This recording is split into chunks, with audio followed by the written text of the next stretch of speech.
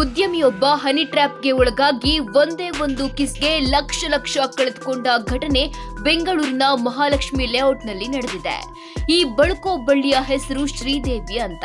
Mahalakshmi ಲೇಔಟ್ನಲ್ಲಿ teacher ಆಗಿ ಸ್ವತಃ ಈಕೆಯೇ pre school ನಡೆಸುತ್ತಿದ್ದಾಳೆ. ಇದೇ ಶಾಲೆಗೆ ಮಕ್ಕಳನ್ನ ಬಿಡುತ್ತಿದ್ದ ಉದ್ಯಮಿಯೊಬ್ಬರಿಗೆ ಹನಿ ಸುಂದರಿ ಪರಿಚಯವಾಗಿದ್ಲು. ಆಮೇಲೆ ಗೊತ್ತಲ್ಲ, ವಾಟ್ಸ್ಆಪ್ನಲ್ಲಿ ಹಾಯ್ ಬಾಯ್ ಇದೇ ಸಲುಗೆ ಇಟ್ಕೊಂಡು ಶಾಲೆ ನಿರ್ವಹಣೆಗಾಗಿ 2 ಲಕ್ಷ ರೂಪಾಯಿ ಸಾಲ ಇಸ್ಕೊಂಡಿರ್ತಾಳೆ ಈ ಶ್ರೀದೇವಿ. ಹಣ ವಾಪಸ್ ಕೇಳಿದಾಗ ನಿನ್ಗೇನು ಬೇಕು ಕೇಳು ಕೊಡ್ತೇನೆ ಅಂದ್ಲಂತೆ.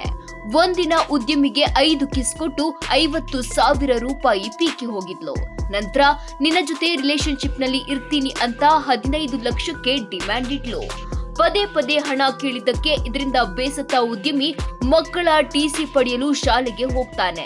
ಆಗ ಶ್ರೀದೇವಿ ಜೊತೆ lover Sagar, rowdy sheeter Ganesh ಇರ್ತಾನೆ.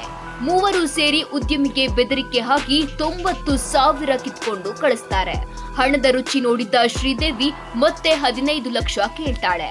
ಹಣ ಕೊಟ್ರೆ ಅಶ್ಲೀಲ ವಿಡಿಯೋ ಚಾಟಿಂಗ್ ಡಿಲೀಟ್ ಮಾಡ್ತೀನಿ, ಇಲ್ಲದಿದ್ರೆ ನಿನ್ನ ಹೆಂಡತಿಗೆ ತೋರಿಸಿ ಸಂಸಾರ ಹಾಳು ಮಾಡ್ತೀನಿ ಅಂತ ಬೆದರಿಕೆ ಒಡ್ತಾಳೆ. ಇದಕ್ಕೆ ಬಗ್ಗದ ಉದ್ಯಮಿ ರಾಕೇಶ್ ಸಿಸಿಬಿಗೆ ದೂರು ನೀಡ್ತಾನೆ. ಆಗ ಹನಿ ಬನಿ ಶ್ರೀದೇವಿ, ಅರುಣ್ ಮತ್ತು ಸಾಗರ್ ಬಂಧಿಸಿ ಜೈಲಿಗಟ್ಟಿದ್ದಾರೆ.